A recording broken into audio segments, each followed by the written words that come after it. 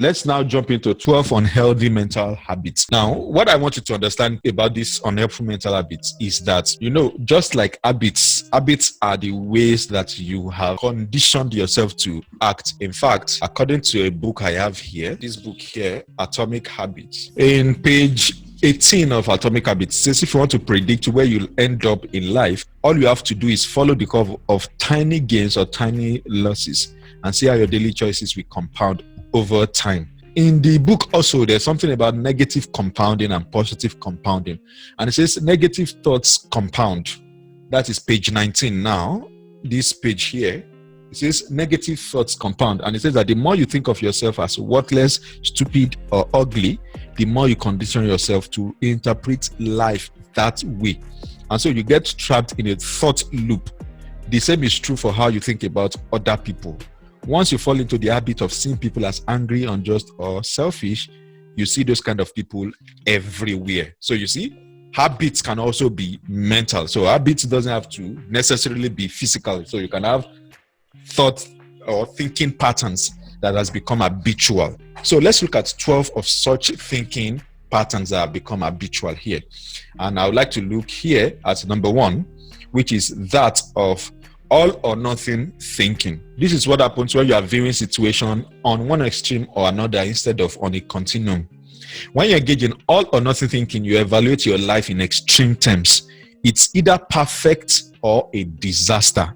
So you're either a total success or a total failure. So example is that if my child does bad things, it is because I am a bad parent. You know that you sometimes may think this way. And because it's a habit, anytime something happens, you immediately fall into the thinking pattern, into this thinking habit. Now, one thing I usually explain to people in class about habits is that habits don't become habits in one day. Habits become habits because they've been consistently done over time. And so when you think this all or nothing style of thinking, when it's actually a mental habit you have, you begin to look at things from one extreme or the other. So it's either good or it's either bad. It's either perfect or it's a disaster.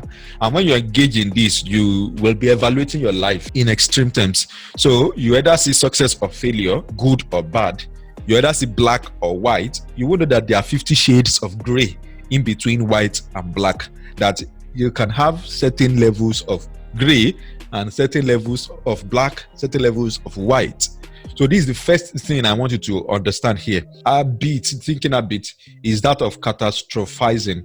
And when we say catastrophizing simply means that you are predicting only negative outcomes for the future. You are imagining the worst case scenario. Now, when you are catastrophizing, you tend to magnify the importance of something that's happening or something that didn't go the way you wanted it to go. So example, if you fail your exam, or you make statements like, if I fail my exam, my life will be over. When you are catastrophizing, your tendency, your amygdala tends to pay attention to more of negative things that are happening, negative outcomes that are going to happen. So if you are going to do an exam, let's say you are going for an interview, you will most likely be paying attention to the negative things that may happen at that interview than to even pay attention to anything positive at all. And that leads me to the third thing here, which is disqualifying or discounting the positive. Now, while catastrophizing means you are paying attention to the negative, discounting the positive or disqualifying the positive means that even when positive things happen, you still find a way to give it a negative interpretation. So this usually happens when you tell yourself that the good things that happen to you don't count. So when somebody tells you that you are beautiful, you just say, forget. This person just wants to tell me that I'm beautiful because they want to get something from me. When you are disqualifying the positive, you are not just dwelling on the negatives by ignoring the positive, as in mental filtering. You go a step further and actively transform neutral or positive experiences into negative ones. So example is this. My daughter told her friend that I was the best dad in the world, but I'm sure she was just being nice. Do you get that? Or you can start working with You can tell yourself she only called me because she felt obligated to, not because she wants to continue our friendship. So this may happen because over the last 3 weeks, like I received an SMS from someone yesterday morning. Yes, I'm correct. The last time I spoke with the person happened to be maybe like a year ago. And so when the SMS came in, if I was going to discount the content of the message, I could have said, he's only sending me this SMS because he wants to request something from me. Do you get it now? So rather than enjoy the fact that this person made the effort to actually send me SMS, I can discount that effort on the basis of something negative, just like as if I am catastrophizing. Do you get it now? Now, moving on to number 4, which is emotional reasoning. Now, emotional reasoning simply means that you are confusing fact with feeling. This is when you let your feelings about something overrule facts to the contrary. This is where you believe that the way you feel is the way you are. So example is, if I feel or think this way, then my thoughts or feelings must be correct. That is the script that usually goes on in the head that time. So you feel stupid because I didn't know the answer to his question. Therefore, I am stupid. When you are finding yourself in the cognitive distortion called emotional reasoning, it is easy to jump into conclusions. So rather than jump into conclusions, what if you can actually look at it like, okay, am I the only one saying that to myself? Is this person seeing me that way? Is it possible that this is not completely true? Now, number 5 happens to be labeling. When you give someone or something a label without finding out more about that thing or more about them. So it could be that you're even giving yourself a label, or it could be that you're giving somebody a label. So for example, don't mind him, he's an idiot. Could it be that you're calling that person an idiot based on just what you are seeing? Because the truth is, before you can label something, you need to have experienced it in different ways before you can actually label it. Because, of course, it's easy to say that somebody is stupid. It's easy to say that, men, they are, or you can say that men like to think this way. Women like to think this way. That is a labeling.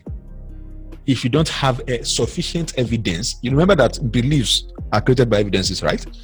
If you don't have sufficient evidence to prove that, then why are you now labeling it? Perhaps you've only experienced 1, 2, or 3 of the sample that you are now using to label every other thing.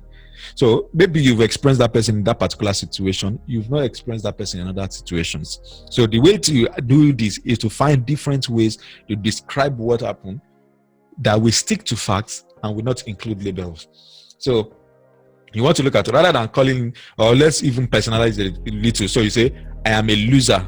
So instead of labeling yourself as a loser, instead of labeling yourself as a failure, would it be better to say, I made a mistake? Now notice that I am a loser, I am a failure is more of attaching it to who you are, your identity. But I made a mistake simply attaches it to something that you did, which is not who you are. Because the truth is that you are not your behavior. Your behavior is independent of your identity. Of course, your identity will always express itself in your behavior, but sometimes when you behave a certain way, that is not who you are. Who you are is more powerful, more congruent, more at peace, more aligned than whatever behavior it is that you're exhibiting. And see, the truth here is that you need to always understand that sometimes we have expected behaviors. And when I say expected behaviors are behaviors that we expect people to do or we expect ourselves to exhibit in certain situations. That may not be exactly what you will naturally behave, because there's an actual behavior and there's an expected behavior. So usually when people find themselves fighting themselves or fighting other people, you find that it's because they are having an expectation of an expected behavior rather than accepting the actual behavior. So for example, I use this when I'm talking about parenting. Your child is a child, so she's supposed to behave like a child. But because you have expected behavior, you will not be expecting the child to behave like an adult. And that will create problem for the child, and it will also create problem for you, because if you remember the Pygmalion effect, people will behave to the level of expectation you create for them. So if you expect less, they will behave less. If you expect more, they will behave more. Now, in the case of parenting right now, I know you may want to say that it's because I'm expecting more from it. But the truth is, your child is your child. Your child actual behavior is supposed to be that of a child, not to behave as an adult. Are you getting me? So that's what I needed to explain there. So sometimes before you label something, can you look at it in other ways? Can you consider other mediums of looking at that thing in such a way that don't let you label that thing? So before labeling somebody, or before even labeling yourself that you are a failure, you are a good for nothing, you don't have anything to offer, you don't have anything to do, nobody can listen to you, nobody can do this for you, can you look at other things? Can you look at other areas where you've been successful in the past, where you've actually done well in the past? Number 6, rather, which is congnitive. Now, I call it congnitive because being unnecessarily intolerant is a mental habit. And when I say mental habit, you know that there are times when people just become unnecessarily intolerant. They won't give other people the opportunity to even misbehave. They won't give other people the opportunity to mess up. They won't even create the opportunity for people to be vulnerable because they are being intolerant. Now, for me, as a professional, one of the things I've learned to do is to give people the opportunity to make mistakes. In fact, I usually tell my wife when I'm handling clients, when the person refuses to reply or to respond to the thing we are doing, I tell my wife, I say, no need, let this person make mistake.